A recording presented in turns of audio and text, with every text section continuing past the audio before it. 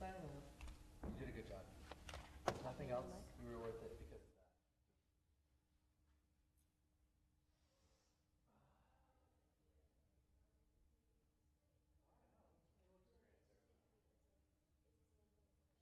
Ah, I would hate that.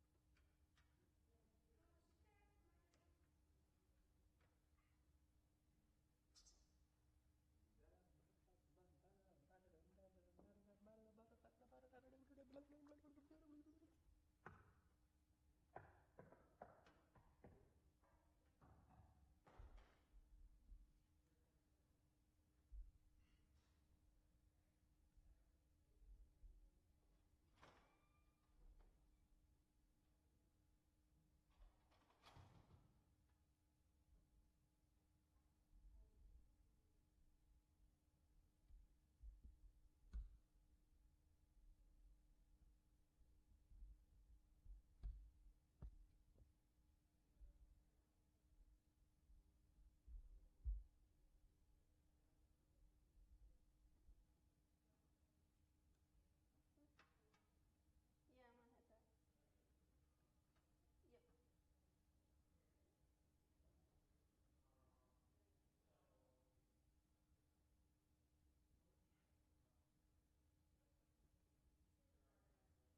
Yes. Okay.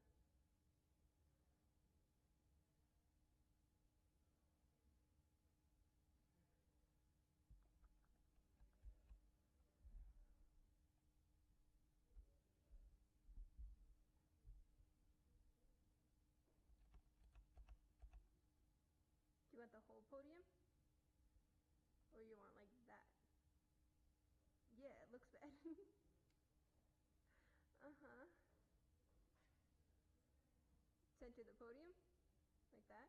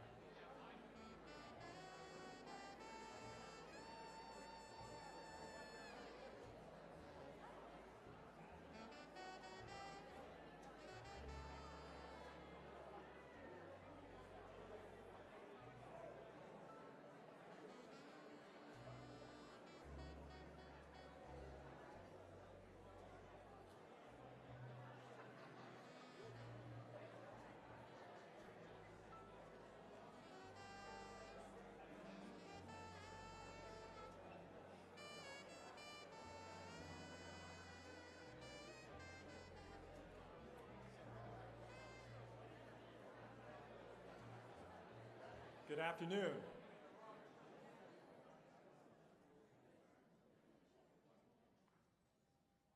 That's pretty good. The time delay, thank you.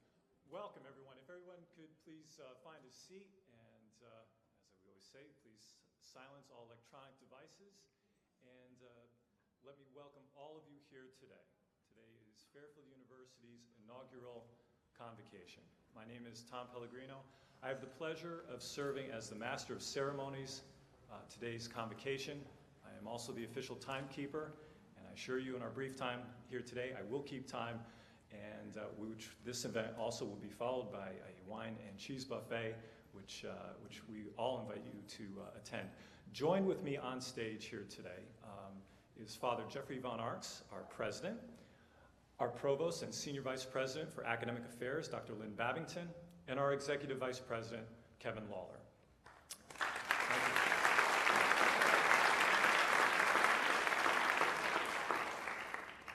A convocation, in the simplest of terms, is a gathering of people. And I want to thank all of you for gathering here today, for taking time out of your busy day to be here with us. It is something we don't often do as a university. We want to do this more often, to gather together like this. And while you might already be seeing, just in 10 days of being here, signs of familiarity and friendship, but also fatigue in all the folks you see here, it is a great opportunity for all of us to be here today. I'm also hopeful that while you're sitting there listening to this process and this discussion, that you'll hear in some of our discussions some of your ideas, some of your thoughts, some of your ambitions, indeed some of your own concerns and anxieties. And while you may feel like passive observers sitting there for this process, I want you to know that you're very much an important part of what we're doing here today. And while there's a certain formality around this process, including with an oriental rug on loan from Dr. Philip Eliasov, which we thank you, Philip, for, and also 4 chairs stolen from Kevin Lawler's office, which we did not ask him permission for. This is sort of an informal gathering here today. But to get us started here, I want to welcome to the stage Father Charles Allen of the Society of Jesus, University Chaplain, to offer a blessing and some comments for our convocation. Father Allen.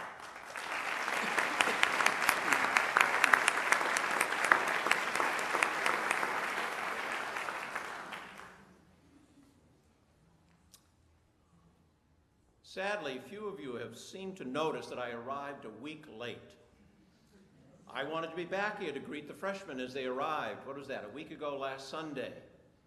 I was all set, prepared to come back. But then something happened that delayed me for a week, and I only returned this past Sunday. What happened? As I was getting ready to return, and I was down in Cape May, New Jersey, enjoying the wonderful Jersey shore, when I received the mail. And in the mail was our Jesuit magazine, Conversations. And on the cover was, "Daunting Challenges for Jesuit Higher Education." And I said, I don't think I'm up to any daunting challenges. Why don't I just stay down here? These nuns are taking very good care of me. And actually, I would eventually have a lovely Fairfield University wedding. 2 of our accounting majors. 2 people whose lives will be forever ruled by GAAP. I'm glad the accountants in the audience get that. But then I stopped to think, oh, how fortunate those who came before us were, that they didn't have daunting challenges. Think of the men, the first few Jesuits who came down in 1942. Except for a major depression and a world war, life was beautiful. Then, of course, when those first 15 faculty gathered in 1947, 11 Jesuits and 4 laymen, not a problem. They only had to worry about one building, Xavier Hall, and probably not more than 40 or 50 students. Sometimes people refer to that period between 1960 and 1980 as the glory years of higher education in the United States. When you think of those wonderful years, except for the assassination of a president, of his younger brother, of a beloved civil rights leader, of civil turmoil over a hated war, as well as all kinds of changes within the church and the decline in vocations, it was a great time to be alive. I only wish that I hadn't been alive during those years. Yes, when you look back over the past, I think those who went before us probably faced far more daunting challenges than even we face today. But certainly there are challenges. And so I've been asked to give a blessing, and knowing that how successful my blessings are, all those challenges that we face will quickly disappear.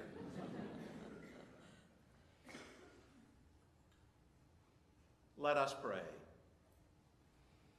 Let us pray that each one of us, and we as a university, can confront our own daunting problems with wisdom, planning, courage, and perseverance, and maybe even a bit of good luck. Almighty and ever-loving God, as we gather at Fairfield University on this quiet, rainy afternoon at the beginning of another school year, we ask that the Jesuit vision of education, which has inspired this institution for the past 73 years, might continue to be a source of strength and joy for those of us who administer, study, and teach here. May we have the wisdom to properly understand the challenges and the opportunities which lie ahead of us, and then prepare and plan for all eventualities in a mature and realistic way. May we be a people of courage who do not give in to our fears or our doubts. May each day be an opportunity for us to do great things in the service of our God and those whom you have entrusted to our care. And finally, may we be a people of perseverance, who in good times and in bad, in wealth and in poverty, in war and in peace, continue to labor with joy in your vineyard. And so, dear God, knowing that you are our loving God who cares for us and watches over us, we ask you to bless this Fairfield University. Bless all of those who work here, those who study here, those who love this institution.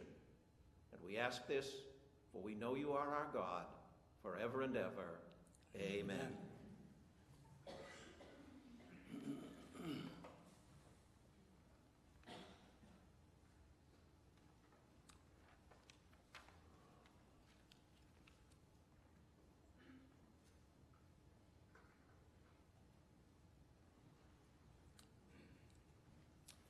Thank you, Father Allen. It is now my pleasure to welcome to the podium our president, Father Jeffrey Von Arx, to offer a welcome address for our convocation. Father Von Arx.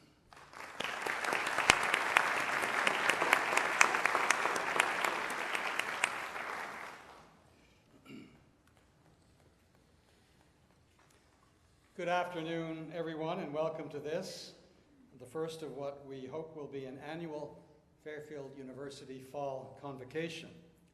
It's surprising in the sense that it's taken us 75 years to recognize how valuable such an occasion could be for our community. But cultures evolve, and every tradition has to start someplace, arising out of the circumstances that call them into being.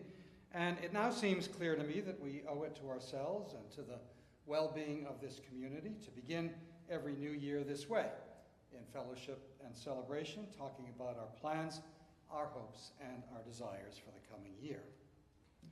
It's a good time to get reacquainted with our colleagues and friends, to connect with those people in academics, student affairs, facilities, marketing, advancement, and so on, who are all integral to our shared work and on whom we depend as part of our joint enterprise. The word convocation means very simply to call together, and today we call together all of our friends and colleagues in a spirit of fellowship and collegiality. Every academic year is the beginning of a new cycle. All of us called together here today are asked at this time of year to summon our strength and resources and join together as one body in the great work of recreating a university. For a university is not just the classrooms, residence halls, libraries, or arenas. A university is a community of teachers, students, other professionals, engaged in the very important work of learning, searching for truth in our interactions with our students, in the continual discovery of research and scholarship, and in the greater overarching mission of a Jesuit and Catholic university, which is to serve the truth by forming men and women who will go out into the world and transform it for the better. This has always been the mission of Jesuit education, and it remains the mission of Jesuit education today, and it will always be the core value to which we return when we ask ourselves, are we still inspired by the desire to do more? Are we still inspired as individuals and as a community by the Magus in the Ignatian sense in which I know you are all familiar? So I thank you for being here today for this important event, and it's my hope, as I say, that this fall convocation is the first of many for Fairfield University.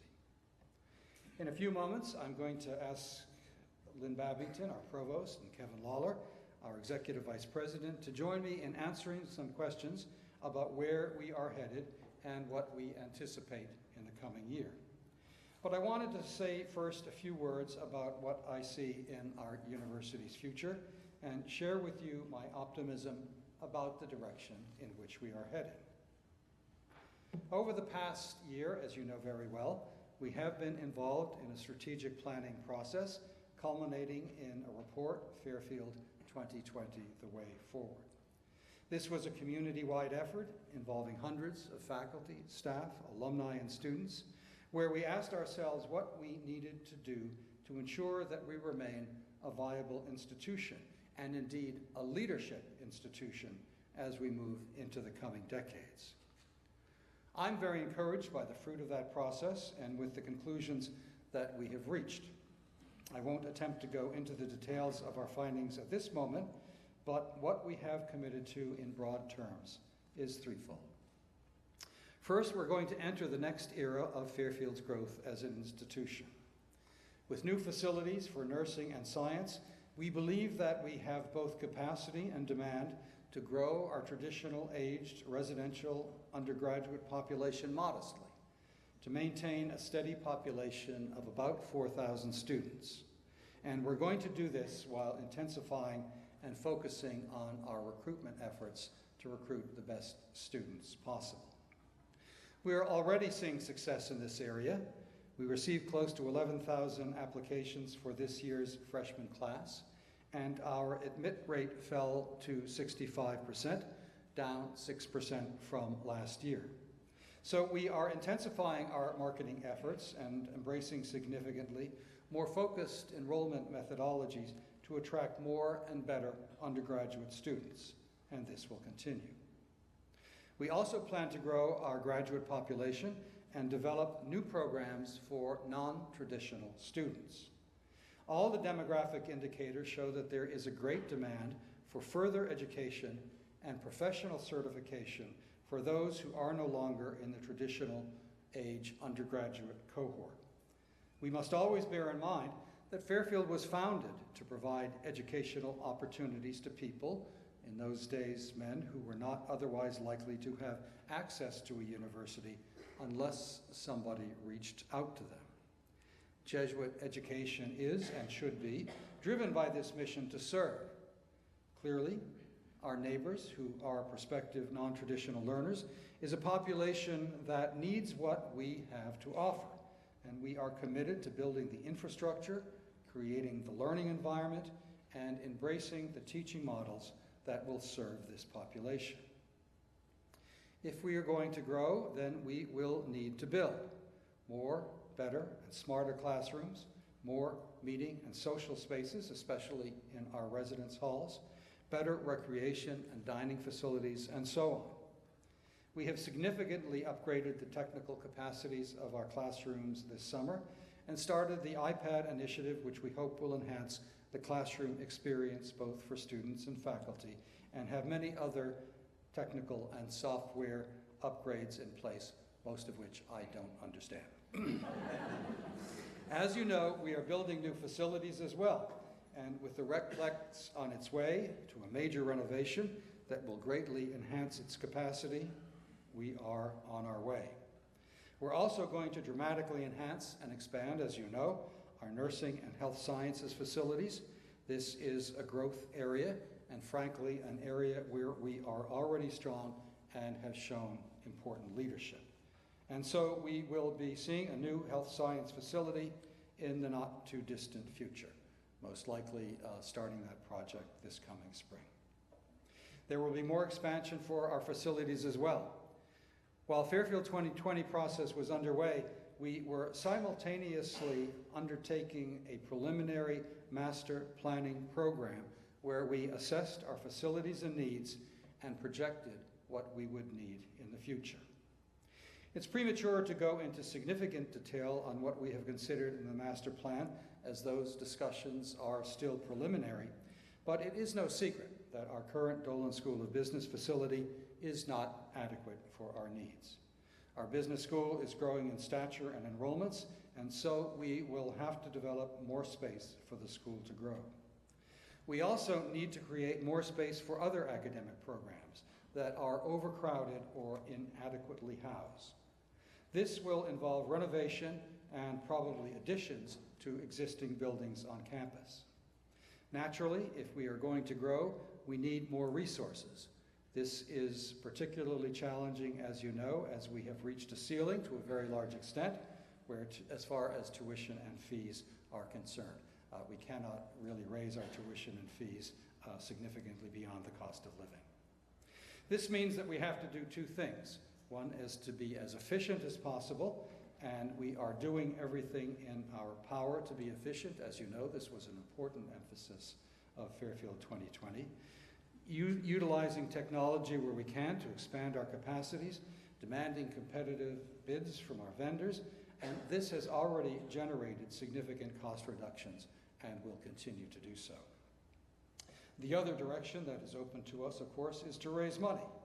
And in a matter of a few weeks, we will be publicly launching our Fairfield Rising campaign. This campaign will be the largest in Fairfield's history, and it has three broad goals: to raise money for people, student scholarship, and endowment for faculty chairs; for programs, meaning money that can support the expansion of our academic offerings, as well as the infrastructure we need to support those programs; and for places, meaning new facilities like the Recplex, Rafferty Stadium, and the new integrated nursing and health sciences facility. This campaign is going to give us the resources we need to grow, and you should know that we have already been tremendously successful. Our goal is $160 million, and as we go into the public phase of the campaign, we have already raised over $110 million, much more than we would have hoped to have raised at this juncture. So we anticipate that not only will we reach our goal, but we believe that we have an excellent chance of exceeding it. These funds will benefit us all. More money for financial aid that is generated by our endowment will mean more operating funds to work with from year to year.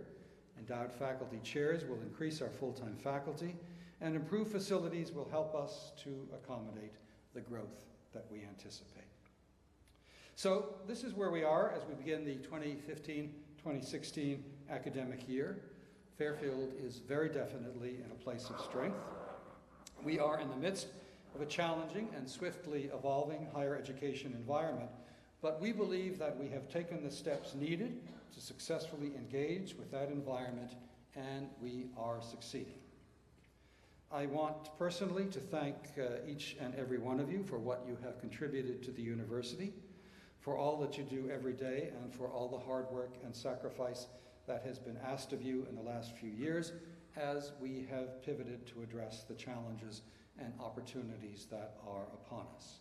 And I'd like to thank you all for the work that we will undertake together in collaboration to move Fairfield University forward so that we can become the learning community that we all know we have the potential to be. Finally, and this is important, I'd like to say, don't just be a spectator in this process. Don't wait for things to happen. Fairfield 2020 has begun and begins now. It is a call to action to all of us to take initiative.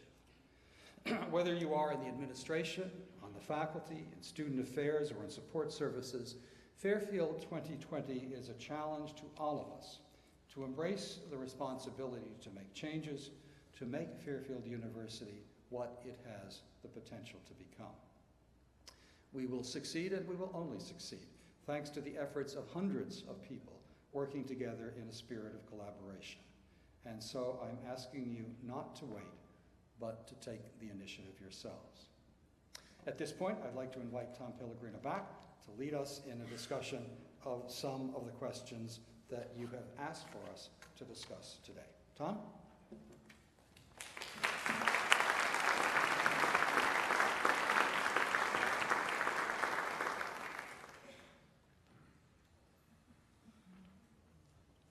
Thank you, Father. This is the point where I get to sit down. I have in my hand, as you can guess, a series of questions. And I want to identify for the group where we got these questions. Over the past 3 or 4 weeks, we invited all members of the university community to submit questions for the panel here to respond to. And I want to thank, first of all, everybody in the audience who did submit questions. We received a wide range of questions touching on a number of different topics. And I hope that you will see that illustrated in the discussion that we're going to engage in over the next 45 to 50 minutes. I would also be remiss, I want to make sure to acknowledge and thank all the students who are joining us here today. This is why we are here. This is for you. And we greatly appreciate your attendance here today. If you are missing class, Dr. Babington will issue excuse slips after the convocation. Just kidding, Mary Frances. So let's get started. Just a couple of rules of procedure here, though. We have received a number of questions. To get through those, we will be addressing all the questions here today. I am sure that members of the audience will have questions, either that they have right now, or that will arise as they listen to our discussion here today. I would invite you to do one of two things, and this is a genuine offer. First, if you do have questions, please email them directly to me at any time after the convocation. We will facilitate them and get them back in various fashions. The second thing is we will be around after this convocation for the reception afterwards. And we would invite you to come and talk to us directly, particularly if there's questions that you have that you would like to address to any of us directly. That's the purpose of why we're here today. All right. So thank you for taking a moment to hear about the process piece. Let's get into the questions themselves. I will start with Lynn. Lynn, Fairfield 20 wrapped up in May with the publication of the report entitled 2020, The Way Forward. What's next? Well, Kevin and I were so pleased that not only did the 27 people who were on the strategic planning committee, but they endorsed this document, but so did the Board of Trustees and the administration. As you all know, hundreds of people worked on developing the recommendations in the strategic plan and through the various task forces and open forums that we had. And we should all feel very proud with the end product. It really provides the momentum for us to move forward in implementing some changes that will really take us to a new level as a university. Now, we've already implemented some of those changes. For example, academic support and retention has been combined with career planning to help our students and provide needed services there.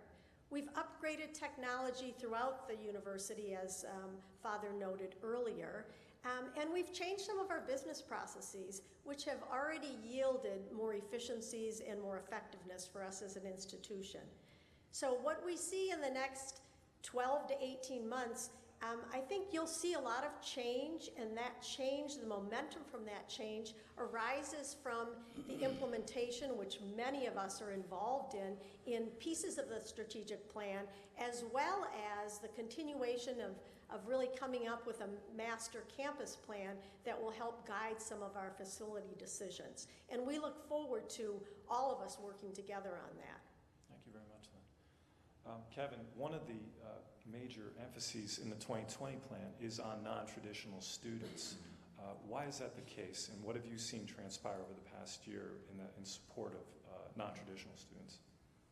You know, there once was a bank robber who was asked, why do you rob banks? And the answer was, that's where the money is. Well, in many respects, that's the answer to this question. If you take a look at the non-traditional market right now, you know, the Wall Street Journal reported that there's about 18 million undergraduate students across the United States right now. About 45% of those are enrolled in traditional four-year programs. That leaves 55% of the pool that are in non-traditional programs. Those could be online, those could be part-time, those could be degree completion, it could be a whole plethora of things, and quite frankly, if you arrived on this campus 4 or 5 years ago as a 25-year-old ex-Marine from Kandahar and wanted to finish the degree you had started before you left, you'd have a hard time finding a place to go. And we want to be more receptive to that group. The other statistic that's interesting is that 50% of the students around the United States begin and complete a degree in 4 years. 50% don't, which means some of them take a few months longer, some of them take a few years longer. So this notion of lifelong learning becomes more and more important to us. And I think the 2020 process recognized the importance of that. They recognize we can serve that market and serve it well, and we've been hard at work starting to put together support mechanisms to address that market. And I also would like to add that there's really 3 groups of students. Kevin spoke to the degree completion students, students who haven't finished a baccalaureate degree and would like to do so. In addition to that, there are people who have finished a baccalaureate degree and have very good jobs, but would like additional skills through certifications, continuing education, and we have the opportunity to partner with some of our local businesses to be able to meet the needs that those particular businesses might have. And then there are the lifelong learners, and they don't want a certificate or a degree, but may want to increase their knowledge in areas that they haven't had the opportunity to explore before. And that's a market, we do some very nice programming in that market, but there are opportunities in that market as well. So this market for us really allows us to take our Jesuit heritage and figure out how we can provide education, whether it's degree completion, certification, or lifelong learning, that really embodies the spirit of the type of education that is important to us as a Jesuit institution. So that's the challenge to us and the opportunity. And that doesn't mean that we're taking our eye off the ball. You know, resident 4-year undergraduate programs will always be the core of Fairfield, and we absolutely intend to continue that as our core and continue to invest and improve and strive towards excellence in that area. But these other adjacent areas I think are equally important, and we need to sort of broaden our reach, broaden the pool that we look at in terms of our address market, and go in that direction. One thing I would add to that is that as we support these students, the services that we provide for them outside their classroom experience is vitally important. And it's been amazing to see how the Office of Student Engagement in particular has really gravitated towards that purpose in terms of serving our particular international and our graduate student population. And that has been a wonderful evolution of the student service side of the coin as well. One of the first questions, I think the first question we received in from the university community was on value proposition. And I'll address this question to Jeff. As the university evolves and adapts to its environment, the writer asked, do you see the value proposition changing or evolving, especially as it relates to students and the parent experience as well? Thanks, Tom. The core, really, of our value proposition will not change in any significant way. It is, in a sense, who we are. And, you know, I articulated that value proposition just about 12 years ago in my inaugural address to the university, when I talked about learning and integrity, when I talked about how it was so critically important for our students to develop a sense of self, a sense of identity, out of the subjects that they were studying and their ability to integrate those subjects, that out of that sense of personal identity, of knowledge of who you are based on what you know, that our students would be able to develop a sense of values, a sense of beliefs that were grounded in things that they knew and understood, and that out of those values they would act in the world as men and women for others, for the sake of justice. That certainly is the value proposition that's at the core of liberal arts undergraduate education in the Jesuit and Catholic mode at Fairfield University. For our graduate students, we hope to obviously educate people of competence and commitment and compassion, people who are committed to a vision of the common good and to realizing that vision and to a vision of social justice. And so that core of our identity, that core of what our value proposition is what it has been in Jesuit education arguably for 450 years. It's the vision of education that Fairfield was founded on. It's the vision that I inherited and have tried to continue to articulate and continue to develop. I think we have a couple of challenges as far as the value proposition of Fairfield is concerned. You've heard a bit about one of them. It's to be able to offer that kind of Jesuit educational experience in new and different modes to new and different audiences. To offer the vision of Jesuit education and the reality of Jesuit education, again, to non-traditional students, to students who aren't full-time, traditional age residential students, to part-time students, to offer it to students who will mainly come to us online. That hasn't been the way that we and other Jesuit institutions have done things in the past. It's always been based kind of on face-to-face interactions. So the challenge, in a sense, for the value proposition of the university as we look at new audiences is how do we take that value proposition and make it a reality for a new group of people? How do we take that value proposition and deliver it in different modes than the ones in which we have delivered it before?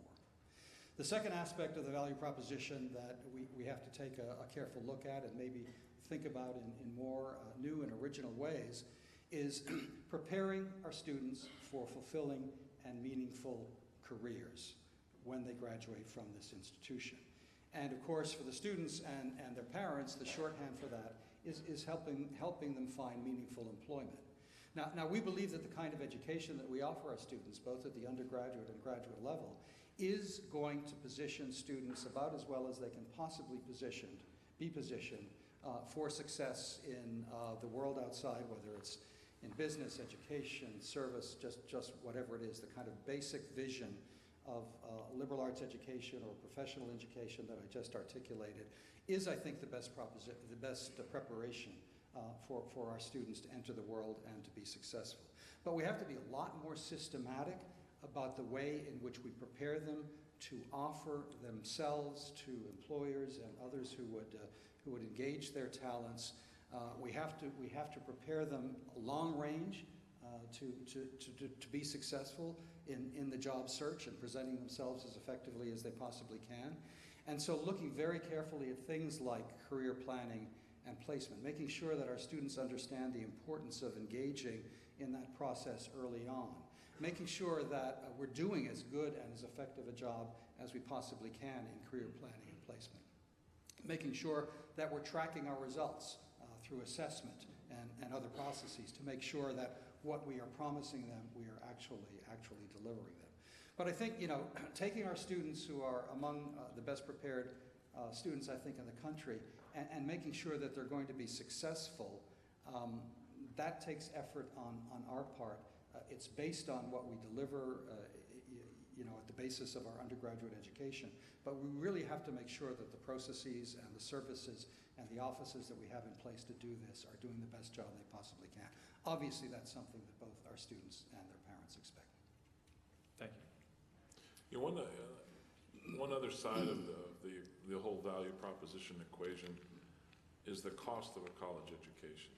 Jeff talked about what we deliver as part of the value proposition, but we also need to be acutely sensitive to the fact that other than perhaps your home, sending one of your sons or daughters to a university now is probably one of the biggest investments you make.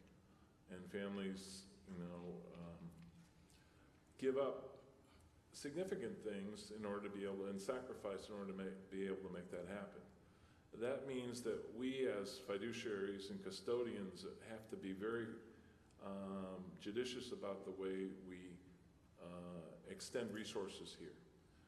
The board has made it very clear, and we absolutely support this, is that the increases in tuition year over year have got to be limited, have got to more clearly reflect the increase in the cost of living, so that the cost of a college education just doesn't escalate on an unlimited basis.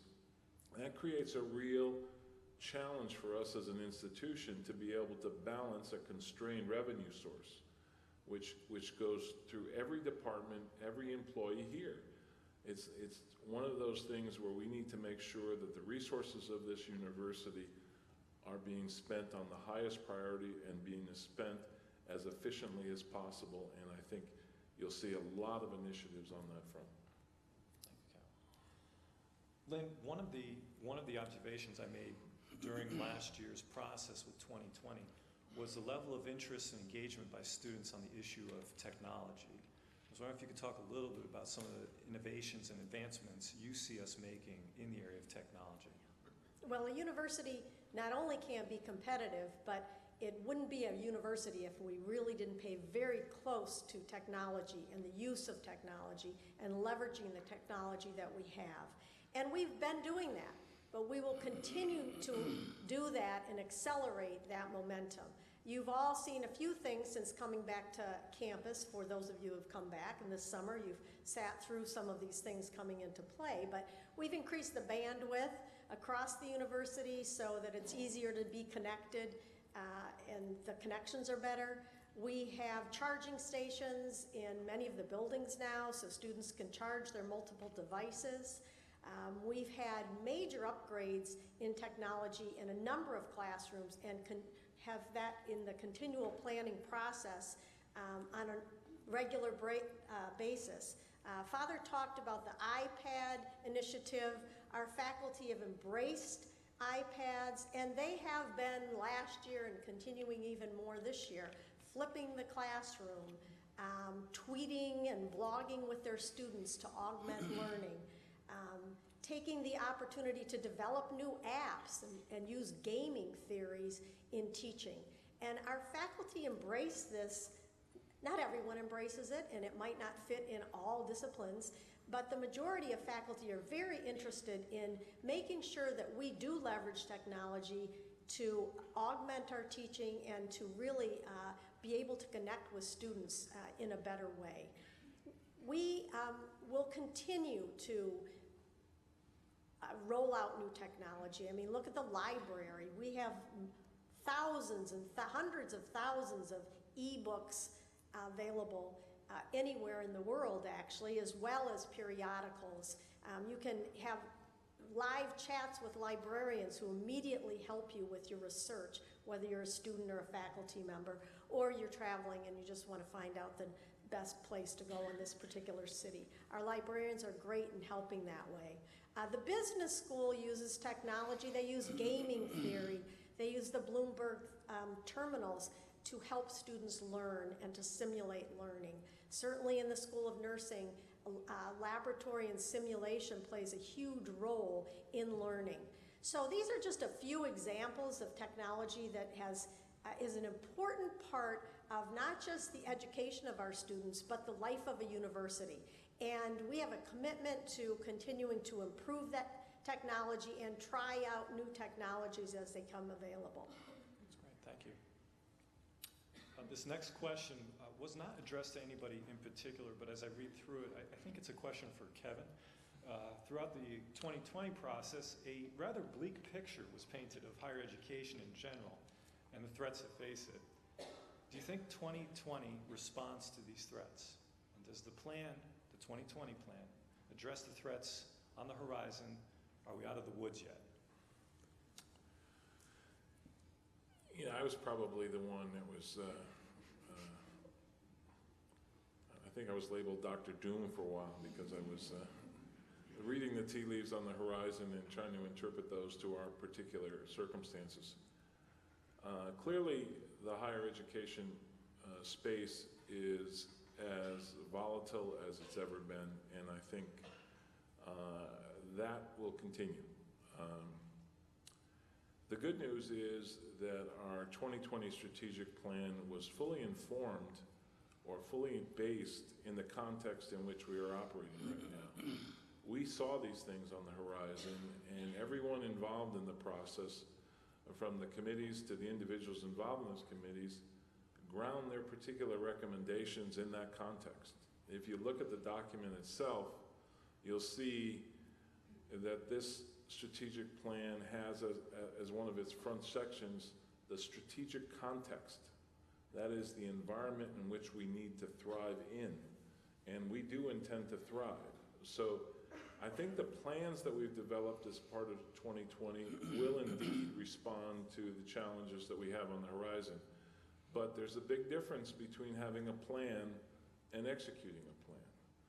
So the next 12 to 24 months are going to be critical to us. I think what we're going to see is a bow wave of activities that have started and is barely noticeable, but those will accelerate.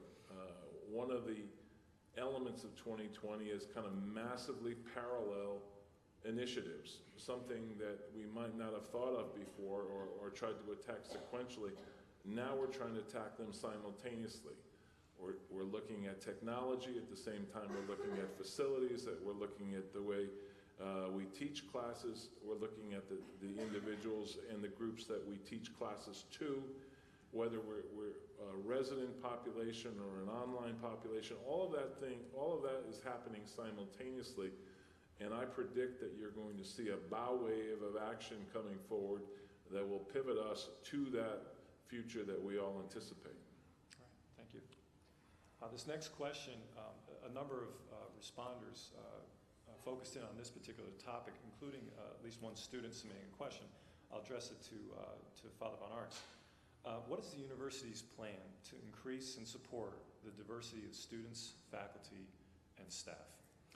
Thanks, Tom. I'll talk a little bit about that in general and in particular in reference to our undergraduate population, and then I'll pass it on to Lynn to talk a little bit about graduate students and faculty and staff, and you, Tom, to talk also about staff, and then also about structural initiatives that we're taking, especially in your division. As many of you know, one of the initial commitments I made to this community when I arrived here 12 years ago was to do something about our diversity figures. When I arrived here, Fairfield had the lowest percentage of minority students of any of the AJCU universities. We've made significant progress in that regard over the years. There have been some bumps along the way. The recession set us back a couple of percentage points as far as our minority student population was concerned, but we've been growing that steadily since the recession. The last couple of years, we've increased minority, excuse me, minority enrollments at the undergraduate level by about 1% each year, and that happened this year as well. So we're a little bit above 15% minority students according to the traditional classifications. As you know, when I talk about diversity at Fairfield, I always say that diversity at this university is not just about racial and ethnic diversity, it's about socioeconomic diversity, it's about cultural diversity, people who come to the university with different personal experiences and orientations and backgrounds, and so we have to look at diversity through a very broad a very broad kind of lens. Clearly, one of the things that is going to help us increase diversity, especially socioeconomic diversity at the university, is to double down on our financial aid. And as many of you know, financial aid at Fairfield University has increased considerably over the years, and it is certainly that financial aid that facilitates the attendance of students from a lower socioeconomic level. We need to continue to do that. As you know, one of the great ambitions of the capital campaign is to get financial aid off of the operating budget. Most of our financial aid comes from the operating budget, not from the endowment, to get more of it off of the operating budget and onto the endowment. So when I talk to potential donors and they say, Father, what do you need money for? Sometimes I have particular projects, but more often than not, if they do not have a specific interest, I say we need that money for financial aid to help needy students to come to this institution. So that continues to be a big and important drive for Fairfield. Lynn, why don't you talk a little bit about faculty, if you want? Okay. In terms of faculty, staff, and graduate students, we are a little more diverse, still not as diverse as we should be to reflect the population we live in. Our graduate student diversity, students of color make up about 34%. That comprises a number of international students, but also some of the professional schools are quite diverse, and that's good, and we want to continue with that. Our faculty is about 18% of our faculty represent diverse groups, and staff about 14%. We have a commitment in the academic division to hire for both a diverse population of faculty and to hire for mission. We think it's critically important that our faculty that commit to the university have an understanding of who we are and reflect the society in which we live.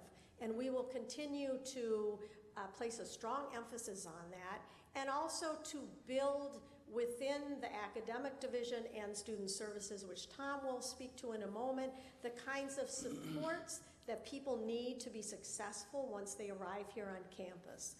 We've begun some of that now with some very good results, and we'll continue to grow that. Thank you. Thank you, Lynn. One of the, in the area of student support services, one of the things that we certainly know and we have certainly come to really understand over the past year is the word diversity itself fails to sometimes grasp the reality of what our students in particular face on a day-to-day basis, both certainly in the external world, but very much on our campus. What we experienced over the past year in a very positive way was an interaction with the university community, with faculty, with staff, with a group started by students called Racial Justice for Social Justice. Racial justice is social justice. And the group in this sort of grassroots effort really brought to attention to the university around the various issues that we were facing currently. And one of the issues that came up was the administrative support, or the lack thereof, that we had here on campus. So fast forward to where we are today, based heavily on the discussions back and forth that we had with these advocates, particularly with the students. We have created, with the support of Father Von Arx, a position, the Director of Student Diversity Programs and Multicultural Affairs. While this position, which is currently in the search process, while this position will be housed in the Division of Student Affairs, it is our anticipation that this person, with the assistance of a faculty advisor and colleague, will have outreach through the President's Institutional Diversity Committee to many issues that face both the student population as well as the university population more broadly stated. This person, when they're hired, will be reporting to our Associate Vice President and Dean of Students, Karen Donahue, and we're very much looking forward to solidifying, but not necessarily answering all the questions, but solidifying that void which was so clearly identified last year. I might add that as co-chair of the President's Institutional Diversity Council, along with a faculty member, this person will have direct access to me as president. Kevin, changing gears a little bit here. Father Von Arx in his opening comments mentioned a campus master plan. Can you say a little bit more about what this plan might just contain? The campus master plan is a necessary adjunct to the 2020 strategic plan. It takes a look at all of our facilities and how they may or may not support our strategic direction going forward. You know, we have an aging infrastructure, one that requires constant upkeep and investment.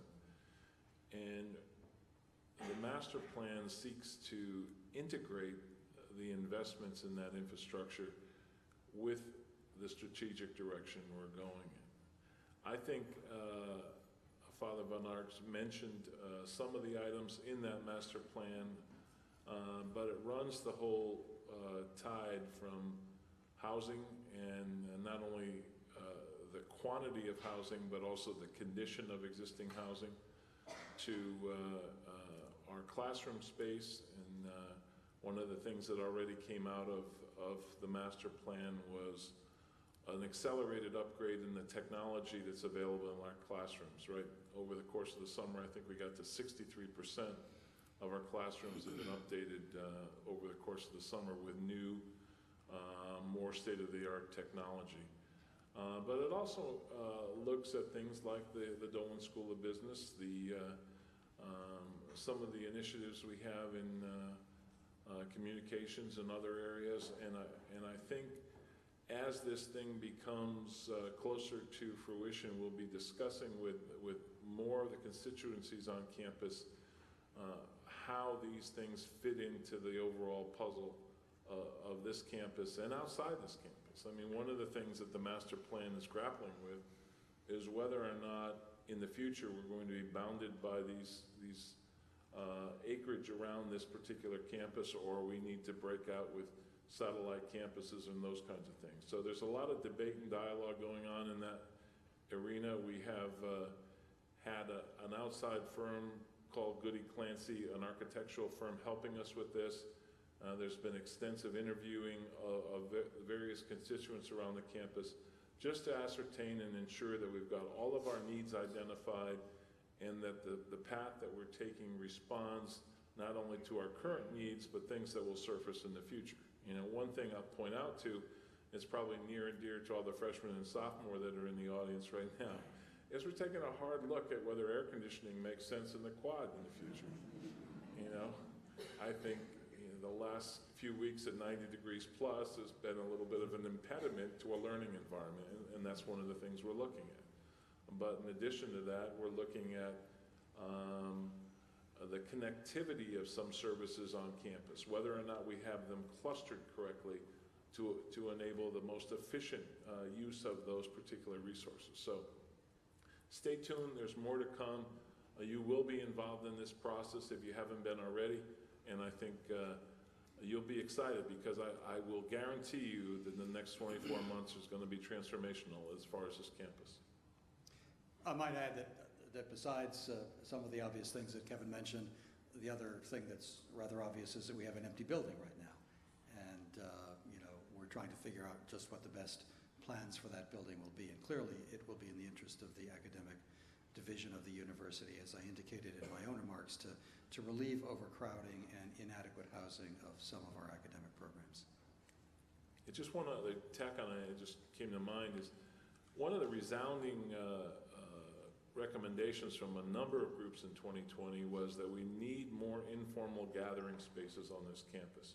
We need to have the ability for students and faculty and other groups to collaborate more readily and to find space to get together to do that. So that absolutely is an element of the master plan going forward, and you'll see us actually taking things offline to create those spaces across the campus to make them more readily available. In our last 10 minutes, Lynn, I'll pose a question to you, and the question is on collaboration.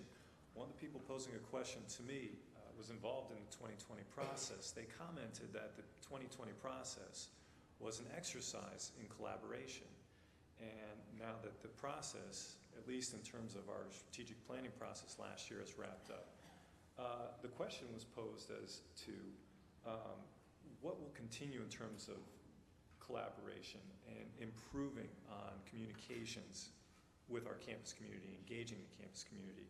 What steps do you anticipating taking to make sure that these issues around community engagement and collaboration and communication continue to be enhanced and improved? Well, there's no more a collaborative place than a university. The university that we exist in today is like a village.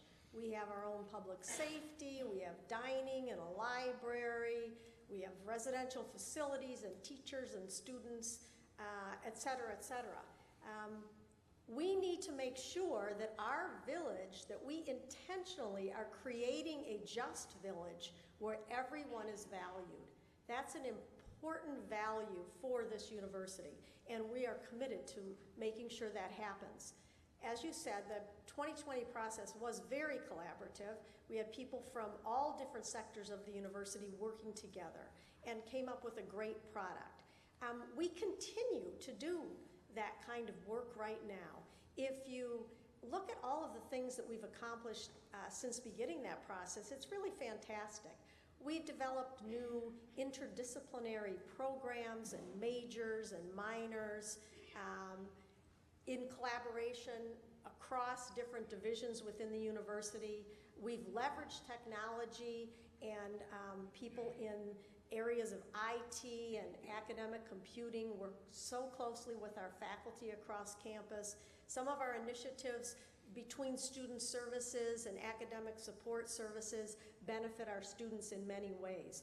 You know, I could go on and on with some of the really exciting things that have happened already. We will continue to do that.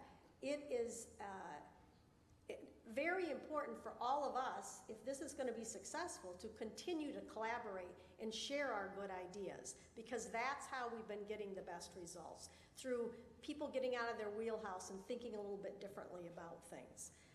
Now, when we talk about communication, this is a good example. We need to get together and gather as a university community more often so we can share our vision, so we can respond to questions that multiple people may have around campus. I think our communications and marketing division have done a great job in not just freshening up, but changing the look and the frequency and the way we communicate both internally and externally. We are communicating with our parents, not our parents, but the parents of the students much more frequently. Some of you might be, but much more frequently than we ever did before. And we are engaging our alumni in new and different ways. And we'll continue to do that, because if we are going to be and continue to be a collaborative community, we need communication more frequently and across sectors. I just got a text from my mom actually recently. Why didn't you call? You know, one of the things that I think those of you that don't spend a lot of time in Bellarmine don't realize is the tremendous work that's taken place over the last 18 months in just unifying the leadership of this university and aligning it. You know, we went off-site as a leadership team last September, a combination of all of the department heads and the deans, and worked hard on articulating the way we were going to operate on a go-forward basis. There's nothing more destructive to collaboration than stovepipes, where one organization is not talking to the other. And you know, just before this session this afternoon, the four of us met in one of our recurring informal luncheons just to talk about what's going on in campus and make sure we're all on the same page. So I think it's just one of the signals that we're all focused on collaborating as a university and having that sort of go right across all spectrums of the university going forward. Thanks. In the final few minutes, I am going to ask Father to address the last question, but let me pose a question to all three of you. If you were to anticipate, after this convocation ends, even at the reception, if you were to anticipate a question that you might get asked directly by somebody out in the audience, what would it be? I promised I would throw them a curveball, and I saw Kevin's expression. He's not happy. How are we going to pay for all of this? How are we going to pay for all of this?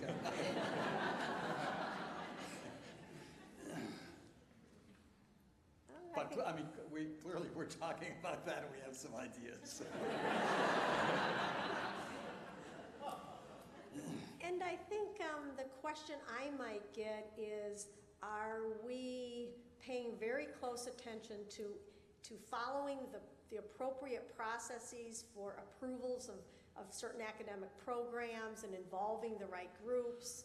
We're committed to doing that, but I think that's a question that I would expect to be asked. Yeah, I guess, one of the things that we continue to challenge ourselves with is, are we being collaborative enough? That are we communicating sufficiently? Are we sharing and tapping into the immense resource that resides within this campus? And I think the answer is it's a continuing process. There's nothing that we've accomplished today that we can't improve on, and we're going to continue on all fronts. This is not a terminal process. We have not defined it. There won't be a beginning and an end. What we're hoping to build is an innovative culture so that we're continually challenging what we do as an institution and continuing to challenge the way we do it so that tomorrow will be better than we are today, and so forth. So I think the thing that we all have to keep challenging ourselves, am I doing enough? And Father talked a little bit about our urging this entire community to not be spectators, because we need everyone's, I used to have a boss that said we can't have any strap hangers, you all have to have your butt in the seat. And I think that's true here. We're driving in a certain direction. The velocity of that improvement is going to be heavily dependent upon how many of you we can invite into that process. I'll answer the question too, to be fair. I think our friends in career services would ask the question, to what extent is our planning focused or relevant to the student experience after they graduate from Fairfield University? How much of this is aligned to preparation for life after they get their degree? And now our final question to Father Von Arx. How can everyone here at Fairfield make a difference? When I go back to my desk today, after the wine and cheese buffet, when people leave here today and get back to their day-to-day work, what, if anything, do you want them to do differently? I suspect that not everybody's going back to their office after the wine and cheese. Matter of fact, you have my permission. I talked a little bit about that at the end of my remarks. We've had a great experience, I think, of collaboration across the university in the Fairfield 2020. So many people were involved in that process, and so many contributions were made. There were suggestions that came in over the electronic transom that we have actually implemented. And a lot of what's going to be implemented through 2020, whether it's going to be this year or things that'll take us, 3, 5, 10 years to implement, are things that emerged from that process. So it certainly is the case that individuals in whatever role you play at the university can make a real contribution. As we've been saying, we have to find effective ways for people to do that. I mean, it can't just be on an individual basis. So, sometimes you have to talk in your particular programs or offices or divisions about ideas that you can collectively get behind. But clearly, as Lynn indicated, it does take a community effort, because that's part of what the nature of universities are, to achieve these results. So again, we do commit ourselves to try to be more effective in our communication and in our engagement of both individuals and constituencies at the university, and hope for great results from that. Right. Thank you, Father. Right. Thank you.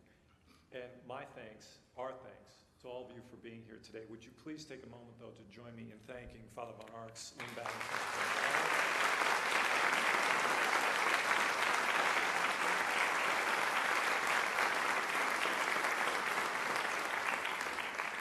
Also, no thanks to Father Allen and to Jen Anderson, Alistair Hyatt, and the many people that behind the scenes made this convocation possible. And again, thank you. Please do join us for the reception afterwards. We look forward to engaging you, and we look forward to many more convocations. Thank you.